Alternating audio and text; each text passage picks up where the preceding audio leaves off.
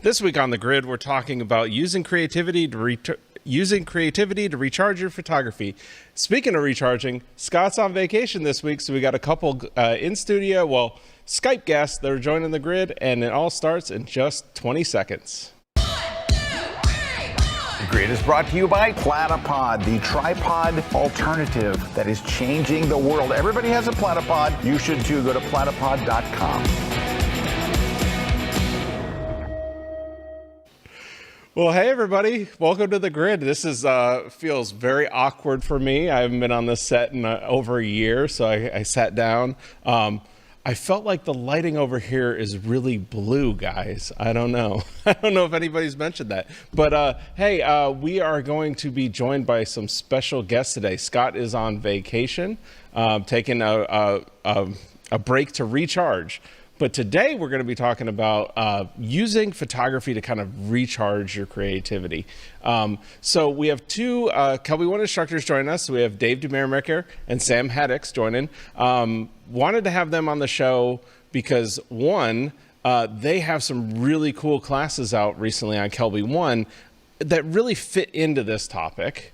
And then two, just creative, as you know, both these guys, different creativity, different processes. I think we all have different processes, and I think we want to talk about that. We want to talk about that today, of just what is that process. So welcome to the show. Thanks for taking time out of your day. I know you guys are not in the studio, but you're in your studios. So I know you guys have been on the show before, but just kind of start out, just kind of telling everybody who you are, what you do, kind of thing, for anybody who hasn't seen the show before. So, Dave, maybe you want to kick it off. Sure. Hey, everybody. So I am a software engineer by profession, but photography-wise, I do a lot of toy photography. I live in North Carolina, and I do most of my work out of this space you're looking at right here.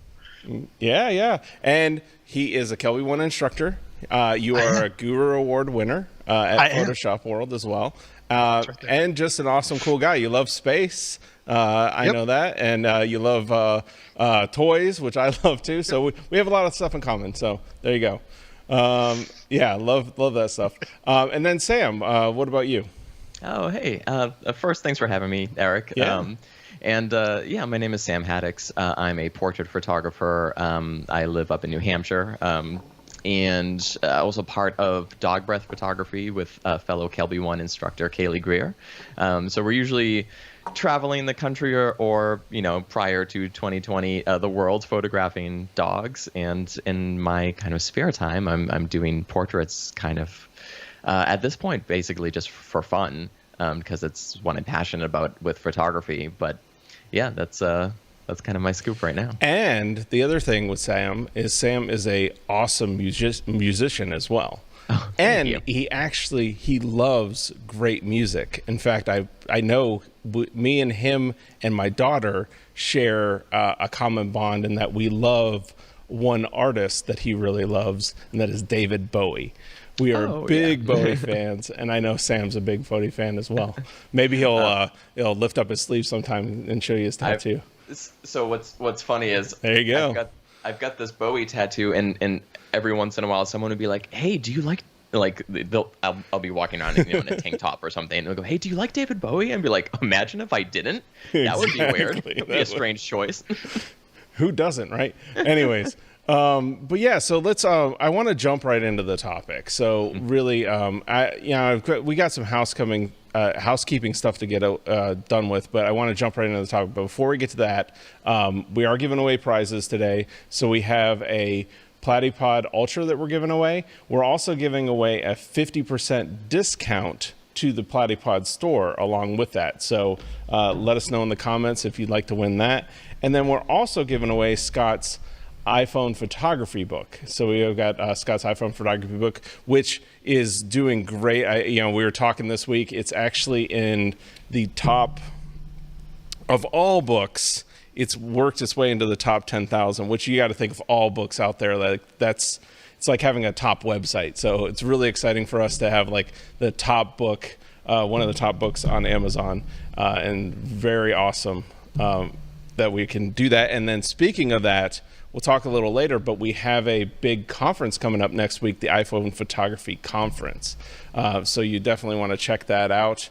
I'll have some stuff maybe we could work in here on that. But let's go dive into our topic because I don't want to get too far off. So we're talking creativity here, right? So Dave, your process for creativity, like what do you look for is like, what is your process to kind of inject creativity into your photography? I'm not sure I have a process, but what I'm constantly doing is trying to identify the things that interest me, which is actually what Sam talks about a lot in his class, is finding those things that influence me and then looking for those things in the world. And just whatever catches me, what catches my eye, catches my attention. What I tend to do is I grab a snapshot of it, grab a picture of it, and throw it into a drive that I have. I call it my ideas folder. And then every once in a while, I'll just scroll through it of all the things that have caught my eye over the time periods and see if it resonates with anything like a new action figure I purchased or something else I've been thinking about, and see if ideas connect. And then once those ideas connect, that sets me on the path to actually creating an image that maybe have the similar lighting style as the thing that caught my eye with a figure that I'm interested in at the moment and merging the two. Yeah, and well, that's interesting because, like you brought up, you just did a class, Sam, for us on Kelby One about this topic, and Dave just talked about, like, I think that's a very similar process to what you do, right? You know, and you described that in the class, right? Yeah. So, well, and it's really interesting because, you know, I was just flipping through Dave's website, and for anyone who hasn't seen it, it's studiodave.ca. Yeah. And man, there's so much cool creative stuff in there, and I'm looking through all of his stuff. You're very welcome. I'm looking through all this stuff and saying, like, how is he coming up with ideas to do this stuff? It's right? Like these sort of like ideas are the things that I struggle with. It's just like, oh, I would never think, let's put Groot on a tire swing and photograph him, and you know, but when you see it, you're like, that's really cool. Or what is that, Iron Man with a Bitcoin or something like that? Yeah. There's so many cool ideas in here, and I'm just thinking, like, where do you even start with that sort of creative brain, which I don't feel like I possess. But when we were coming up with the class, you know, I originally had like a different title for it, but we were kind of going back and forth with, like, how do we market this like weird idea that I have? Because my original sort of title is like creativity for non-creatives, which I kind of identify myself as. So, you know, again, I'm looking at Dave's work going, like, where do these ideas come from? And then when I'm thinking of like my own work, it's hard for me to come up with the idea. But when someone says, I'll take another one of Dave's photos, for example, at random, like, let's say I want Deadpool pointing a gun at a teddy bear. Yes. I might not be able to come up with the idea, but the minute that the idea is presented, I'm going to say, like, oh, okay, cool, here's how we do it. So I feel like I'm a little bit more of like a producer, because like for myself, I know very much what I like about photography and what I don't like, and it's easy for me to start to create an image based on, for me personally, more of like making sure that the photo doesn't have things that I don't like in it until I'm left with an image that just has things that I actually do like. Right. So again, that creativity, you know, that Dave has is something that I don't feel that I innately possess, but I feel like I have like left-brained sort of tools that will help me get there in the end. And that's, I think, what we talk a lot about in the class. Well, so Dave, you know, now that Sam's talking about that, how do you feel about yourself? Do you feel like you're just intrinsically, like, you're just creative, or is it also, like, for you, is it something where you don't feel like you're creative and you have to like work on that? Or I guess I'm just trying to figure out, like, what is your feelings on that? Well, first of all, a disclaimer, that Deadpool teddy bear shot, that was actually a recreation of the one of the promotional posters for one of the Deadpool movies. I just recreated it with toys. Just for that. Some of the other stuff is uniquely mine. Do I feel creative? I think so. I try to be. I think for a wide variety of reasons, I think being creative is beneficial. I think it's good for mental health. I think it's good just for expressing yourself. And So I don't think I'm I don't think I'm super creative, but I think I have a decent talent of connecting different ideas together. Like a lot of the Groot on a tire image that Sam mentioned. That actually came from a photography scavenger hunt where they get a list of words that were topics to shoot, and one of them was tire. So that kind of anchored the creativity to it needs to include a tire of some kind. And then I did a variety of creative things like mind mapping and stuff to kind of refine an idea and then eventually shoot it. Well, it's actually so funny that you bring up the scavenger hunting, and we're going to keep talking about this one tire image, which is hilarious. But it's so good. it's so good, and it's actually like a huge part of my process as well. Is like if I have one thing that will help anchor me, and this is an idea that originally comes from playing guitar, and I talk about this in the class. I'll give like the really brief version here, but it's called a limitation exercise, where sometimes in the world, if it's photography or music or whatever, you have so many possibilities in front of you, and narrowing down the possibilities into one concrete either piece of music or photograph or anything is sometimes difficult. But if you have one thing that will help anchor you, or limit you can actually, I think, concentrate on now other things and start to actually make something happen. Like if someone said like, you have to take a photo and it has to have a tire, I'm like, okay, cool. The creative part's kind of like off the table now. Now I'm thinking like, okay, well, I want to do a tire like this, and then I can start thinking about maybe technical things and where to place it. But that one big item is off the table, and I think my brain can concentrate a lot more when I have something to help anchor it down. No, that totally makes sense. And you know, that's why I ask those questions, because I really think that, you know, while all three of our works are totally different, right? We have a very similar process with creativity. And I think what it comes down to is we have to exercise it, right?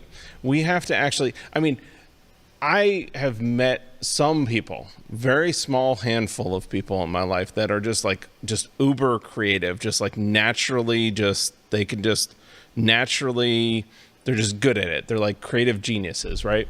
Mm-hmm. But then most people, and I think that's where most people out there that are watching are kind of like, oh, I could never think of that, or I could never do that, or I could never put and part of it is exercising that creativity. And that's you guys talk a lot about that in your classes. We talk a lot about that when we're just talking about photography in general, that it is a process. So I think that's what, you know, that helps fuel your photography.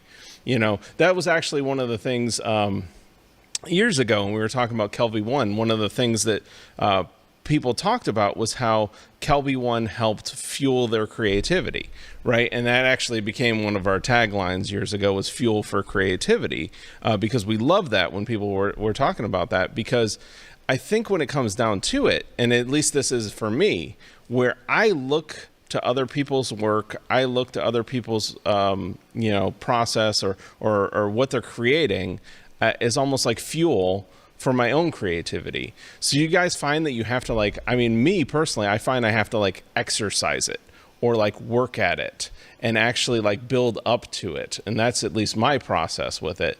What do you guys feel about that?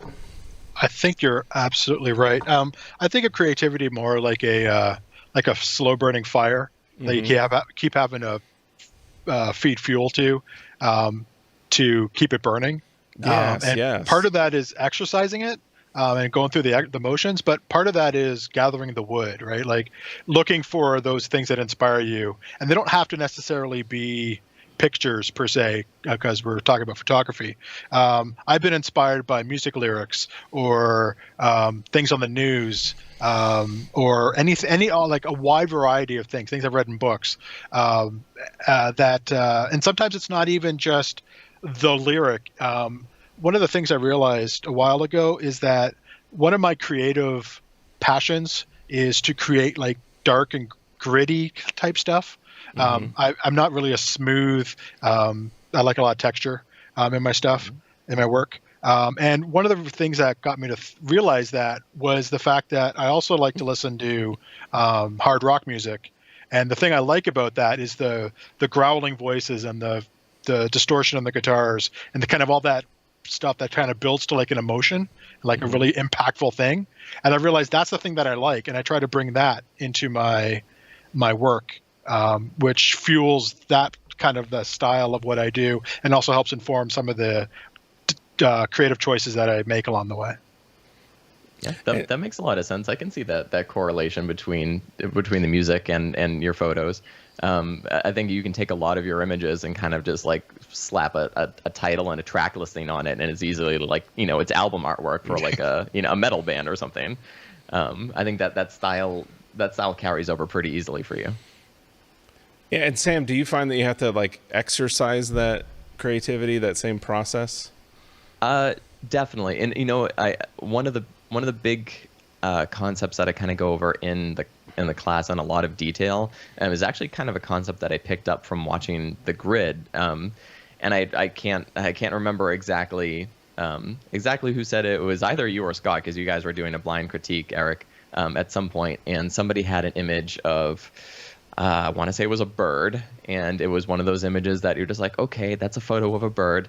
And somebody said, like, I think that the image is fine. I don't think you know what makes a great bird image. And what I want you to do is go on to say 500px, and start looking through, type in bird, and then look at the bird images there. And I was like, okay, that's kind of a no-brainer. Like, yes, you should definitely do that. But like, let's take it a step further and go to 500px, type in the word bird, look at 100 images, and then literally like analyze each one and really write down what is it that you like from each of these images. Do you like the composition? Do you like the colors? Do you like the depth of field? Do you like, just anything about it, the setting, the time of year? Like, what do you like about it? And write all those things down after looking at 100 images.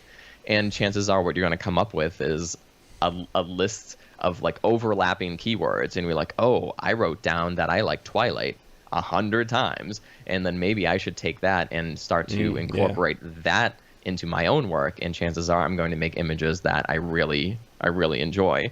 And hopefully other people enjoy, which would be the big thing. But that whole concept kind of just stemmed from just watching you guys on The Grid and going like, yeah, people should be looking at other images, but they should really like also, again, really start to break them down and then take bits and pieces and incorporate that into their own ideas. And for me, that's been the big part of my own creativity, is just, looking at an image and going like, oh my goodness, I never thought to crop something super wide panoramic. And maybe I'm looking at an image of a city landscape or something. And I would go like, I could do that with a portrait. That would be cool. Or a picture of like a flower and it's covered in dewdrops, and we're like, oh, the water looks really cool. I bet I could spray a model in the face with a spray bottle and have like water droplets in a portrait. That would be cool. So taking bits from other people's work without copying, I think is really important, but finding those things that you do like and starting to get creative in your own medium with them, I think is huge. So we have to take a break, but when we come back, I think that's a good jumping off point. Is I think we all share the same kind of like way of going about it. I'm the same way, where I really break down images, and that's Scott and I talk about that all the time, about looking at other work and looking for inspiration. When we come back from the break, I really want to dig into like how we go about that process, like where we go, where we look, where we get that inspiration to kind of fuel that creativity. And we'll be back in just a few minutes here on The Grid. Have you ever gone to the movies and after spending your $30 on popcorn and a ticket, you walked out of the theater thinking, man, that movie was just an excuse to sell toys? But I have started to think that maybe I can look at those toys a different way. And I am a storyteller at heart. And the stories I want to tell are based on those cinematic universes that I love so much. So maybe I could use those toys to tell the stories that I want to tell. The only limit is my imagination. The best part is, you could do the same thing. So join me for my class on unlocking storytelling with toy photography, only on Calby One.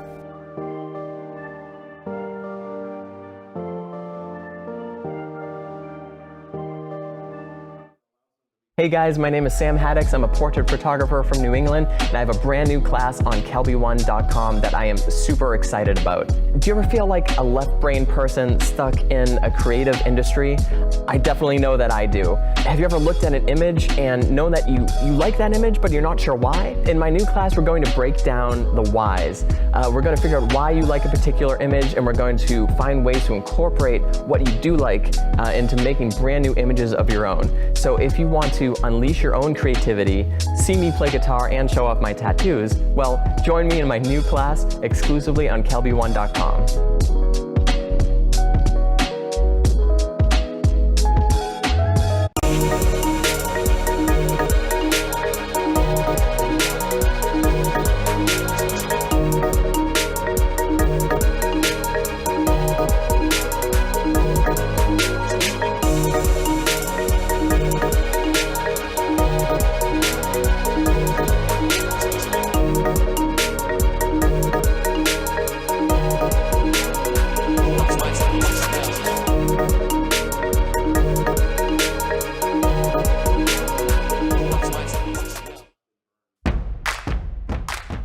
For over 20 years, leading software developer Boris FX has made its mark on the film and television industry. Now, our Academy and Emmy Award-winning visual effects tools are available for photographers. Welcome to Optics. Optics is a collection of 160 filters for Photoshop and Lightroom. Simply apply the effect and launch the interface. Optics features thousands of customizable and creative presets for photo editing and effects layering. The top tools include lens flares for cinematic looks, realistic night skies with star fields and moon generator, add lightning with on-screen interactive control. The Easy Mask tool creates masks with just a few clicks.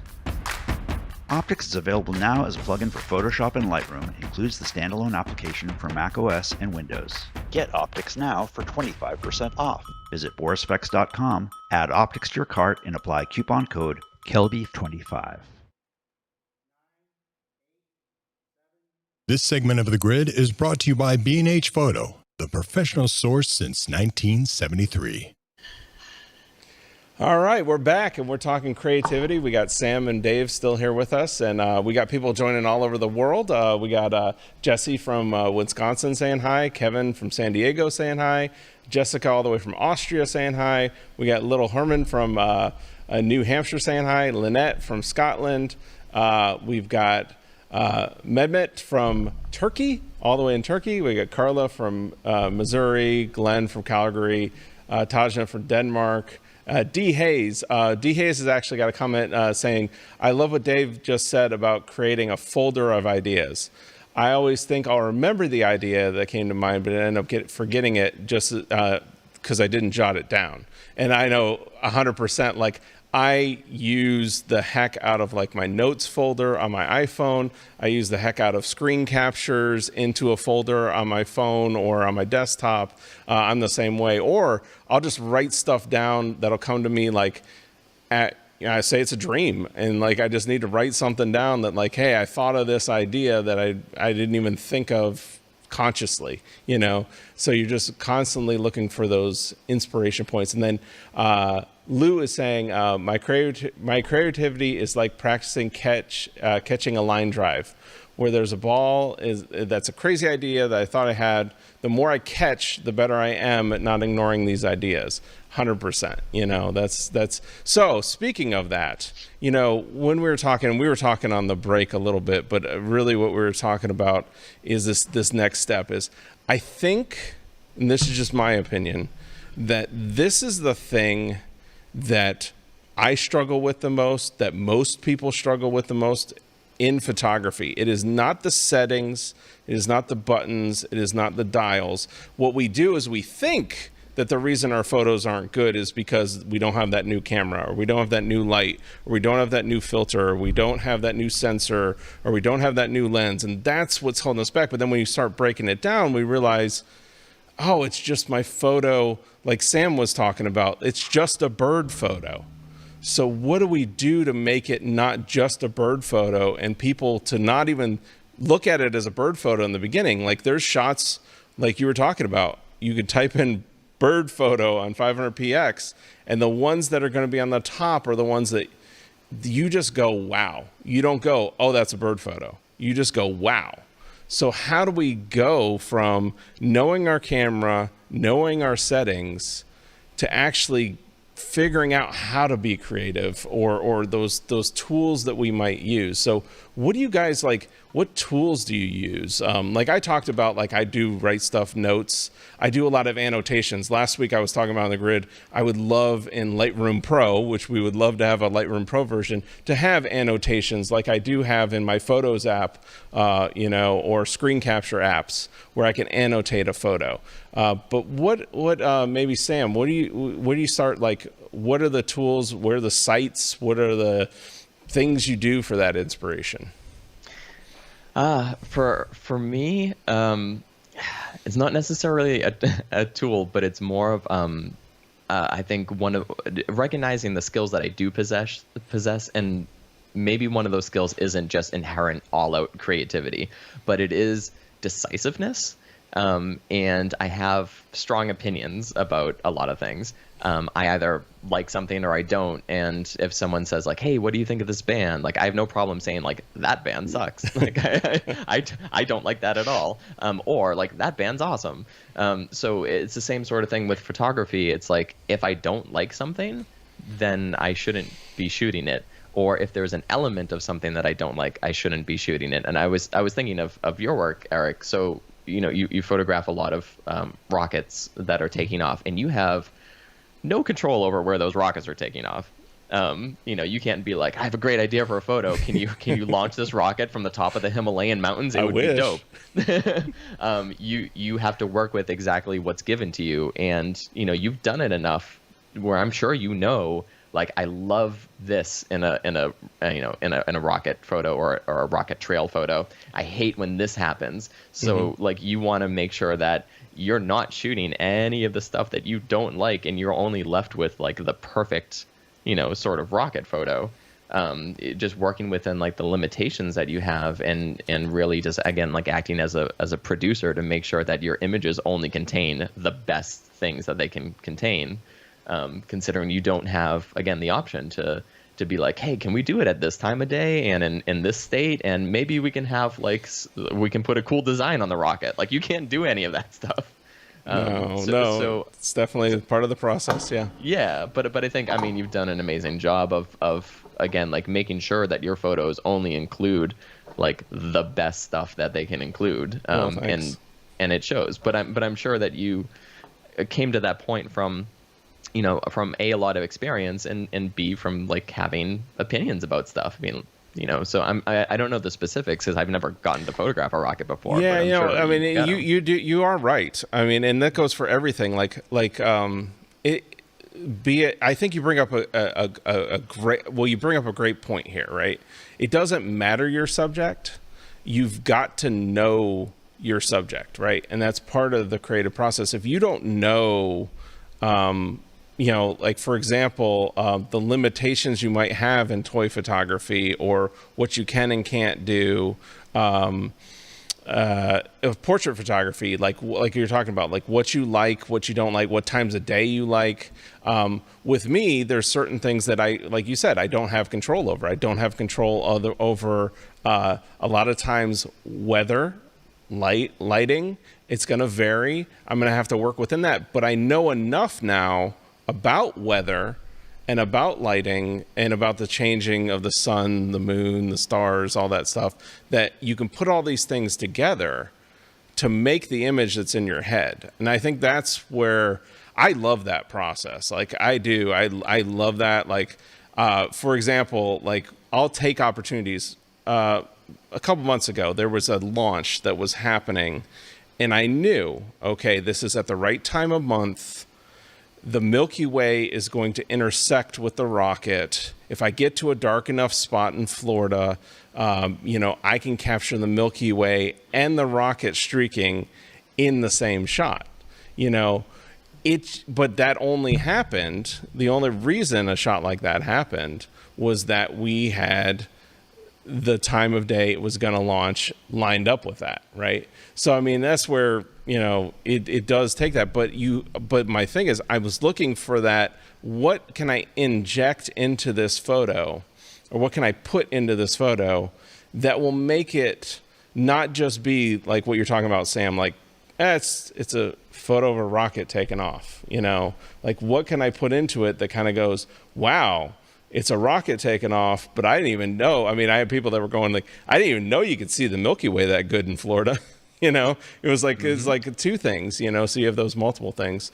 Or like, yeah, there's a shot like right there. It's like I used the lightning rods, and that was to tell a story of the lightning rods, for photojournalism, but it's using the lightning rods to frame the shot of a rocket taking off on the pad, so it's definitely one of those things where you have to, again, work that creativity. And like you're saying, like kind of take and build off of that, and take those elements and build off of it. Yeah, and with your photography specifically, like it's one example of like you are limited in many ways to what you can do, where you can be, what time of day, all that stuff. And for some people, like that's a hindrance to their photography. And for other people, it's like, oh, great, I don't have to think about any of that stuff. Let me show up and make the best photo I can make. Where other people, again, have the opposite problem, because you can take a photo of anything pretty much anywhere at any time. And it's like, what do I do? Where do I even start? And you'll see some people, well, I work with a lot of dog photographers, and they'll show me a photo, and it's like, in kind of like a featureless park, there's a dog, and it's like in the middle of the day and the sun's not great and all that stuff, and they go like, but I know that there's kind of early in the day, and the park is kind of like blah, whatever, but like, what do you think of my photo? It's just like, well, you know what I think of it, but like you knew that it was the wrong place and the wrong time of day. So again, with photography, you can just go somewhere better. Like, even if it's not easy or convenient, if you want to make a great photo, you can drive 3, 4, 5, 6 hours, you can take a plane somewhere, you can go wherever it is to get that photo. And sometimes that kind of almost limitless amount of options is kind of daunting for some people. Sometimes it's waiting, like it's the middle of the day, go get a coffee and then come back in half an hour when the sun's in a better position. Sometimes that's what you need to do to make the better photo. Right, absolutely. And part of it is some people don't want to put in the extra effort to do those things, and there's other people that simply don't know, that they're literally just ignorant to the fact that like light gets better, at certain times of day, and that's fine. You can learn that. That's very easily learnable. And then there's other people that just seem to like not really have strong opinions about anything. Be like, hey, what do you think about the color, like the light that it comes out like just at sunset? Isn't it beautiful? And they're like, yeah, that's fine. Like, or like, how about the midday light? It's really harsh and everything. They're like, yeah, I guess so. It's like, if you can have more strong opinions about things, I think it's going to help you take those infinite possibilities and start to narrow them down, and really start to be able to concentrate and then inject your creativity into again, taking a photo that is a little bit more focused than just the infinite possibilities of the world. Oh, absolutely. And I do think like that's where, like, I look at Dave's work, and the one thing with you, Dave, is you have like a very limitless opportunities. I mean, that's the one thing too. I've done also some portrait work, but it's usually in space and stuff like that. And I find when I get into that, it is harder because of what you guys are talking about. I don't have all the limitations. I don't like there's a shot of like I had with a friend that I had who has a replica SpaceX astronaut suit, right? And when you get to that, you can go anywhere, you can do anything, and you really don't have a limit. So you almost have to. Do you find yourself almost having to put limitations on yourself? No, I do, but yeah, Dave, I want to hear about your process. A lot of my limitations come from what the toys can do, and because they're not sometimes they're way more flexible than they need to be, and sometimes they just don't get the pose you want. Yeah. So that limits things a lot.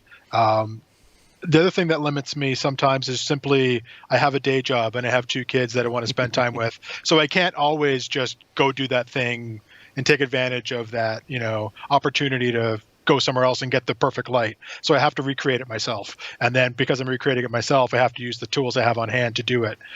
So I think that's where some of my limitations come from. Another way is that I have unlimited. I mean, there's a toy of anything. If you want an action figure of something, unless it's like the most obscure character, you can find it somewhere in the world. If not, you can 3D print it. But it's the taking that plastic and making it look more realistic. That's the limitation for me.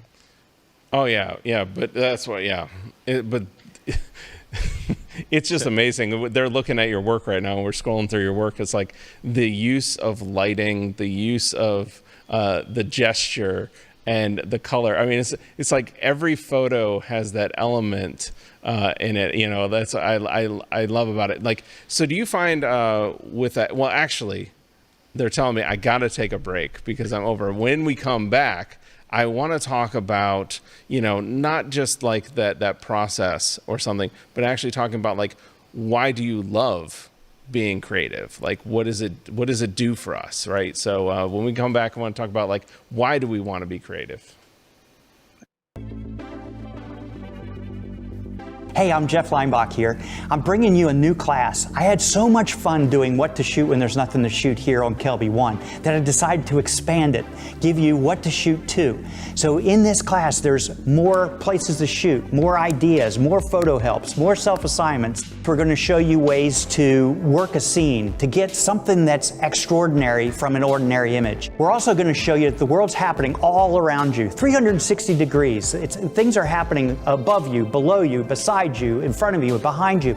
You need to look in all directions to capture good photographs because they're everywhere. We're going to show you ways to bring more life into your images by simply just twisting your camera a little bit. We call it being tilted. It's okay to be tilted once in a while if you're going to get more dynamic images from it.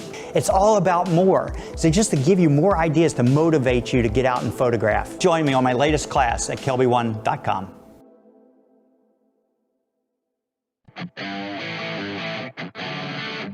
What would your life be like if you knew Photoshop? Look, you've heard about it your whole life. You know it's like the most incredible tool. I've got a class for you called Photoshop for Beginners. It is made for those people that always wanted to learn it. I narrowed it down to 12 things. These are the 12 things I would be telling a friend. Learn these things in Photoshop and you'll know it. Now from there you can branch off and go crazy, but you got to get this basics down first. So come with me on this class. I'm telling you, you're going to learn mind-blowing things. You're going to learn them quick. You're going to be shocked at how easy it is because we're not learning everything. We're learning 12 important things. Where do you find this class? It's only at Kelby 1.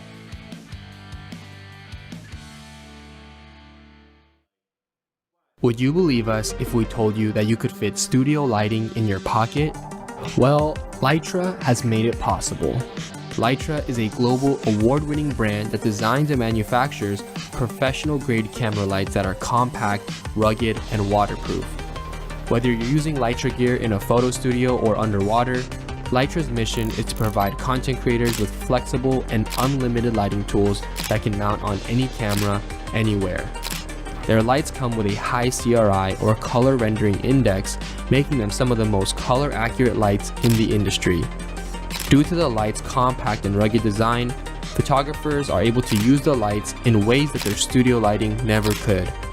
Lytra has also made multiple lighting accessories available to fit your every need as a creator. Whether you're shooting portraits, nailing a product shot, or even flying your drone, they have got you covered.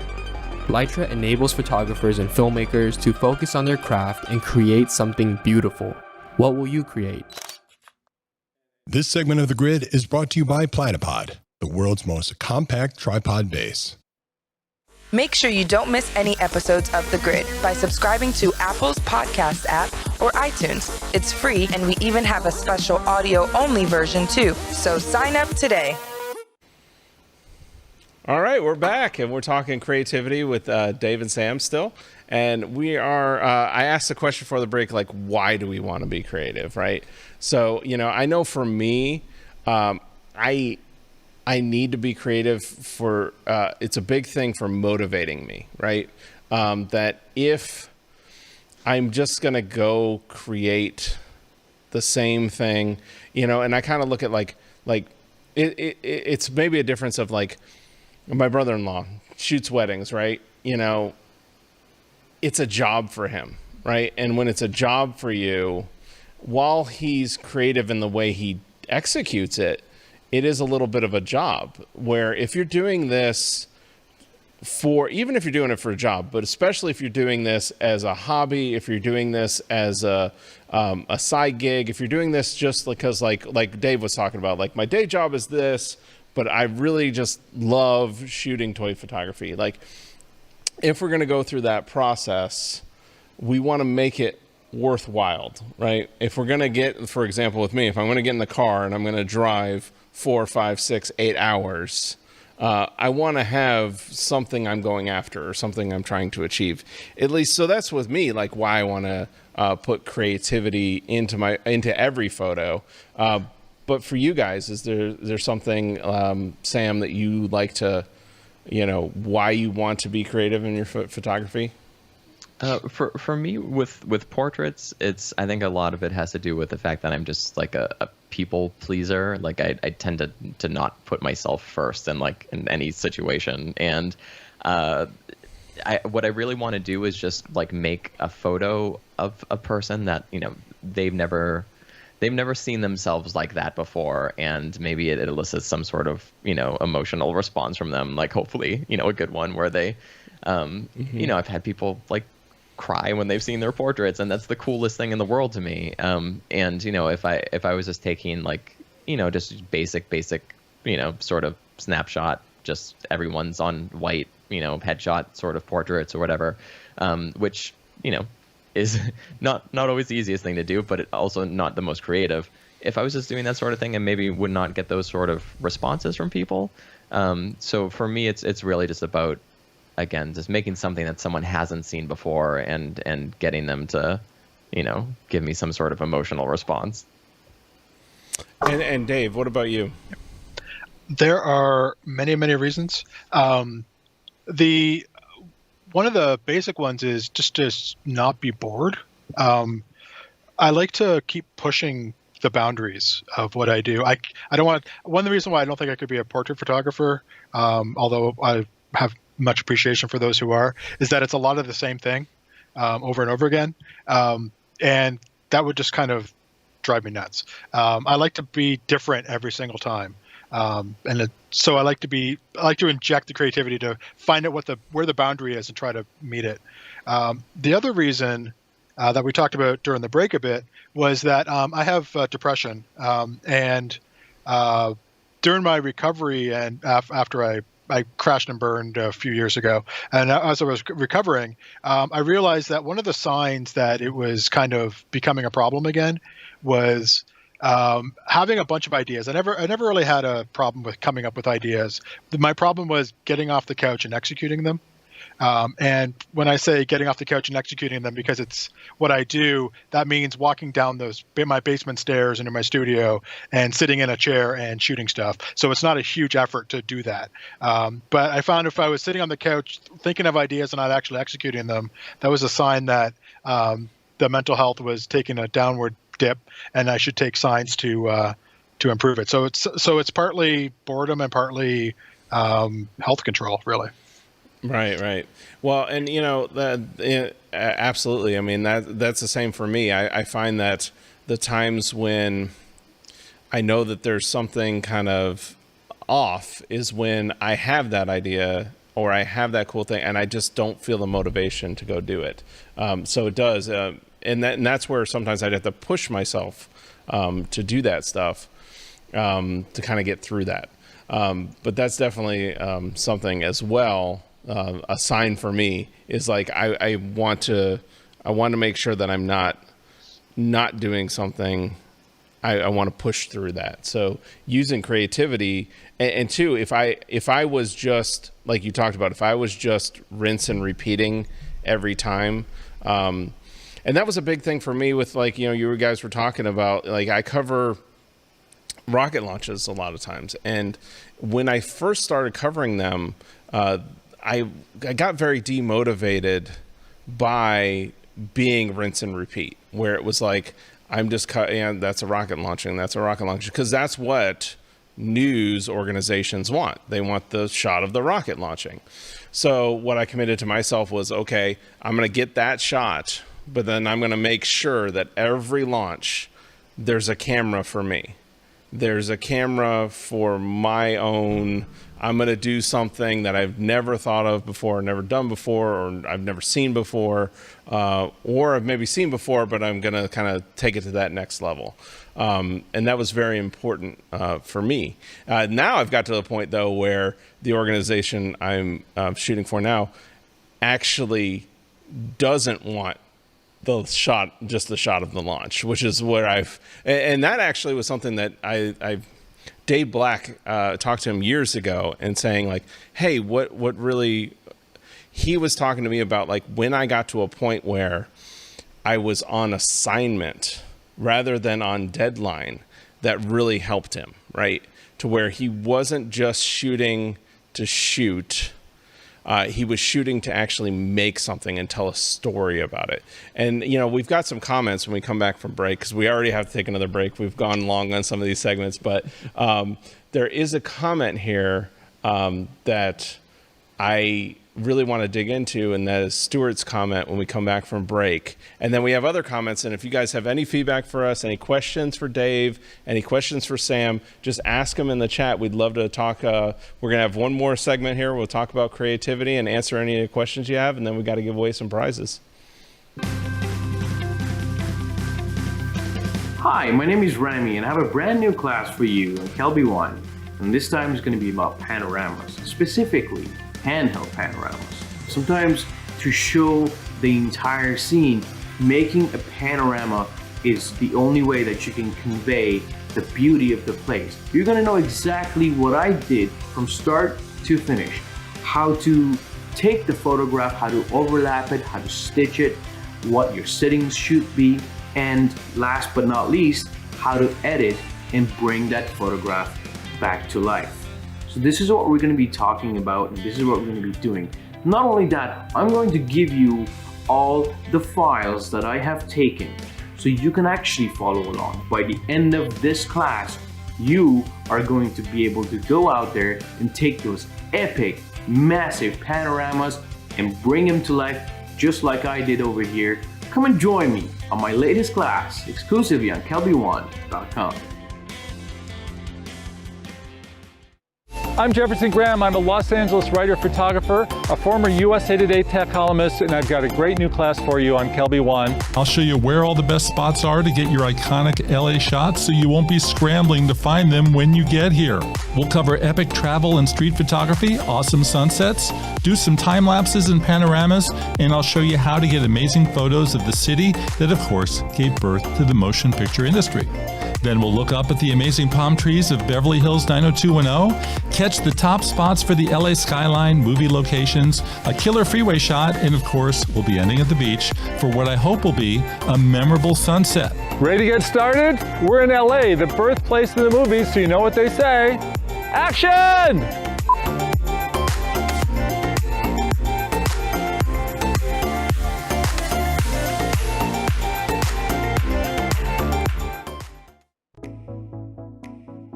Hi, I'm Maribel, and I'm so proud to bring to you my first Kelby One class. I'm going to help you make your images really stand out. How? By using everyday materials in a creative way. We're also going to discuss how I tap into my creative team, leaning into friends, family, and other creatives to help you bring your vision to life.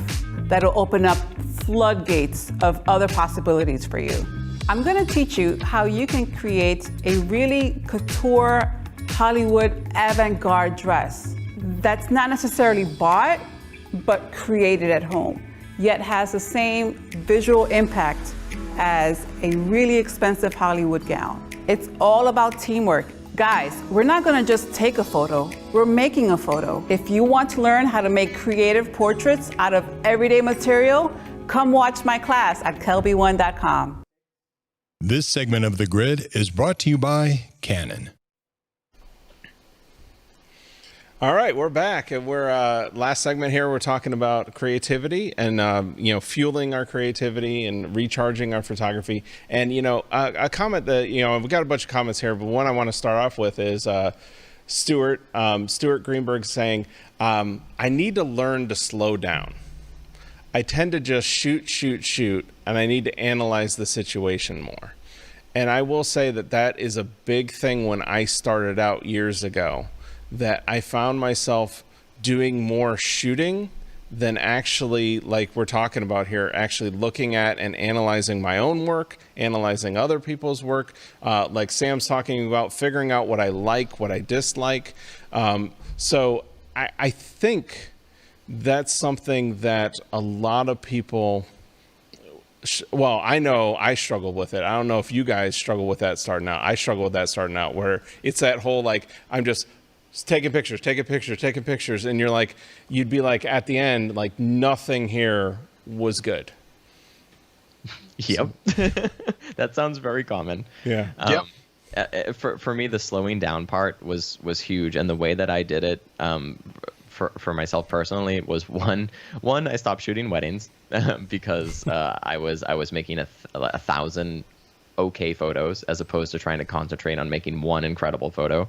And the other thing I did was I limited my gear that I was using in a huge way. And this is extreme, and you don't have to do this, but maybe you can do a micro version of this, where I just said, okay, I'm just going to shoot with a 50mm lens and one light for at least one full year. And I did that, and it was awesome because I showed up to shoots and I didn't think about what lens am I going to put on, what modifier am I going to use, how many lights am I going to get. I was just saying, okay, what can I make with this? And it really forced the creative part of my brain to kind of emerge, because the technical stuff was just locked down.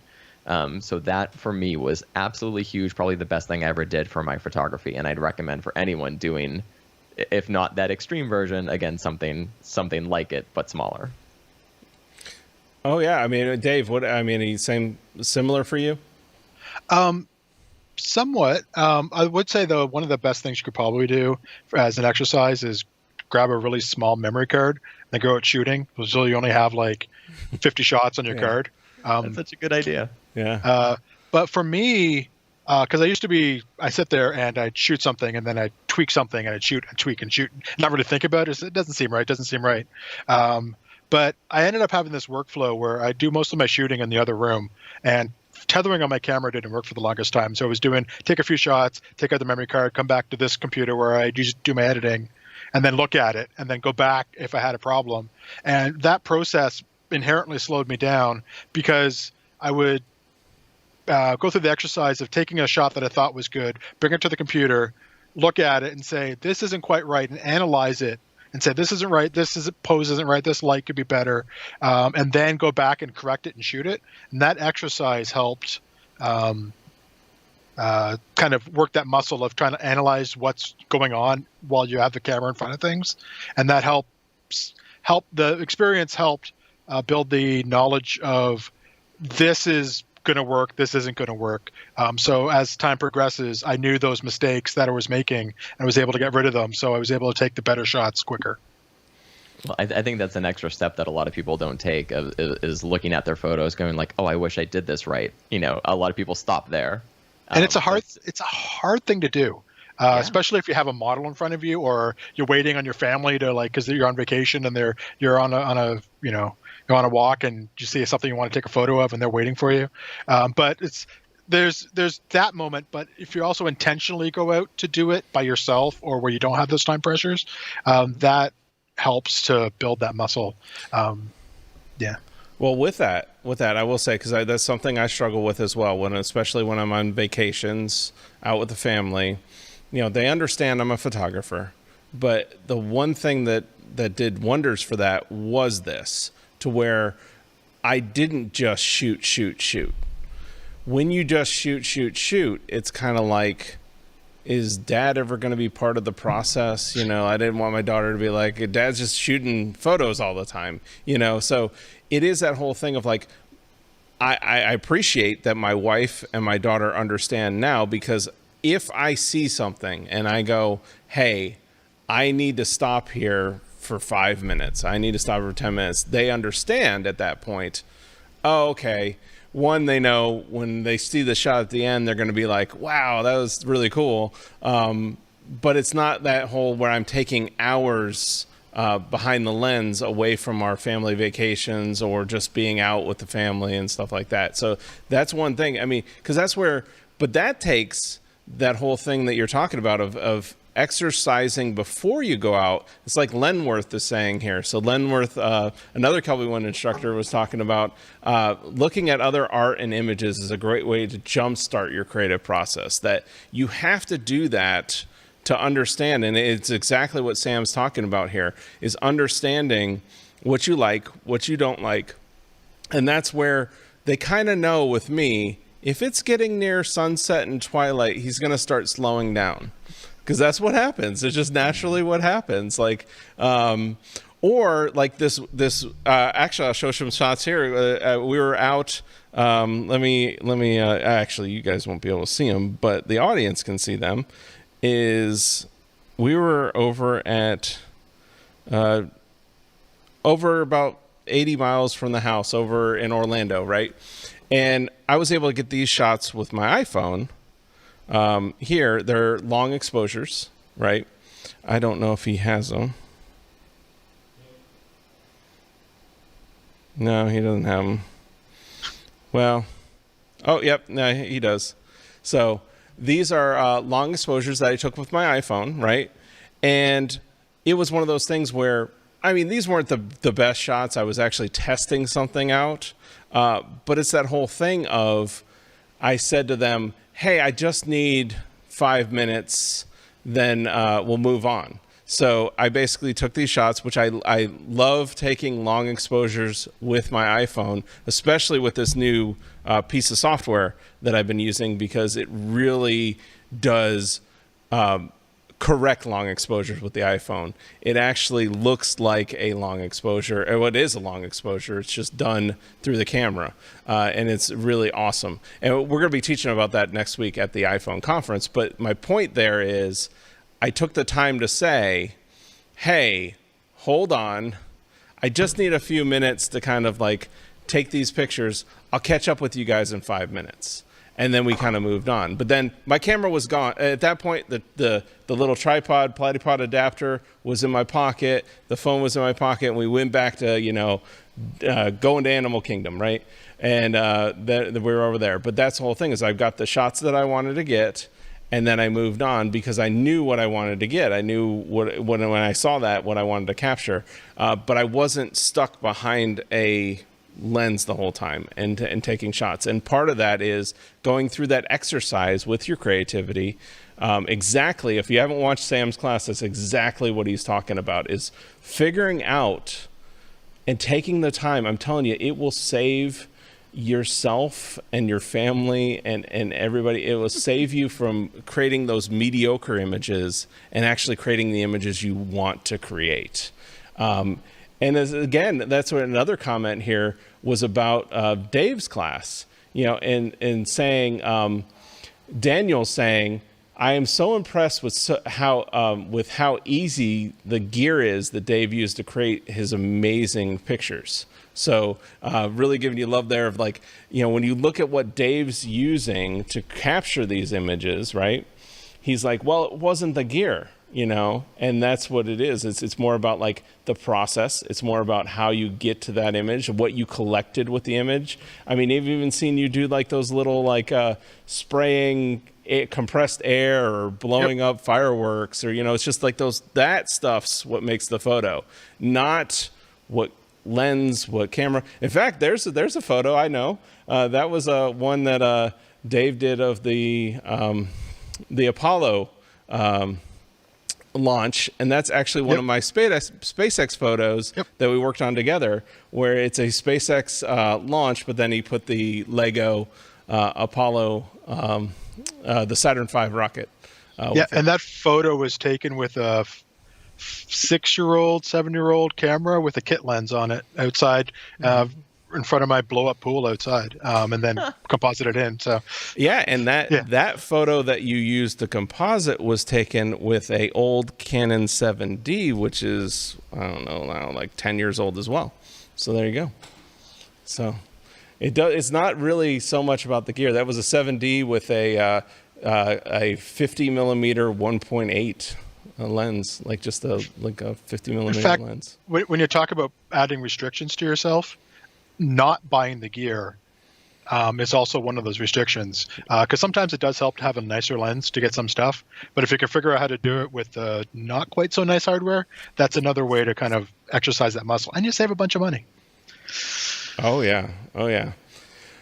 Well, we do have to wrap up. Well, I got to give away some prizes here. So we are giving away Scott's iPhone book is going to Glenn D. So Glenn D, you've won the Scott's iPhone book, and then the Platypod is going to Laurent Lenny, and then Boris FX Optics is going to Judy Hobbs. So if you guys just contact us over at gridprize@kelby1.com. You just email that and we'll verify your information, and then we'll send you out your prize. And then before we go though, where can everybody see more of your guys' work? Obviously, definitely should check out your classes over at Kelby One. I loved both your classes. Found a great information. I mean, Dave makes me want to stop doing certain photography and focus on toy photography, because I think I could really get into that. And then Sam, your class on it just reinvigorated me to look at more of other people's work and really kind of breaking it down. I do that a lot, but I need to do it more. So thank you. So where can they learn more about you guys besides that? Dave, after you, man. All right. Well, thanks, man. So my website is studiodave.ca. That's where you can find all my stuff and links to my socials. But also, I hang out in the Kelby One community. I check in at least once a day there. So if you have any questions or comments or whatever, feel free to hit me up there, and I'll be more than happy to talk with you. Cool. And then Sam, what about you? Yeah, I'm at samhaddixphotography.com or Sam Haddix Photo on Instagram. That's probably where I'm most active. But you can also check out, you'll see me behind the scenes a lot on Dog Breath Photography's Instagram. I'm often carrying things and wrangling puppies and doing all that fun stuff over there. Oh yeah, you guys have a great job with that. You sure do. It's got to be great working with dogs all day. It's always an adventure. Always an adventure, I'm sure. Well, cool. Well, thanks for you guys taking the time out of your day to come talk to us about this. I hope you, as the audience, you learned a lot about or took something out of the show. We will be back next week. Scott will be back next week. Actually, we won't be here though, because we will all be at the iPhone Photography Conference. So there won't be a grid next week. Make sure you check out the iPhone Photography Conference. It's definitely, we have tons of people signed up for this. It's actually going to be one of our biggest conferences yet. And people really loving, wanting to learn about how to, and that's really, I'm working on some classes for this. My iPhone is my second camera, and slowly becoming my first camera. So it's kind of crazy. I mean, you talk about creativity, the things you can start doing with having a camera that powerful always with you is incredible. And it really just frees you up to really do stuff that's very creative. But first you have to learn about it, know about it. So if you don't feel like you're getting really great images out of your iPhone, you feel like you're just not getting the results that you want, that's what this conference is going to be all about, is getting you up to speed with getting the results that you want out of your iPhone. So there you go. Join us for that next week, and we will see you guys next week, or we'll see you in 2 weeks back here with Scott on the grid. See you guys.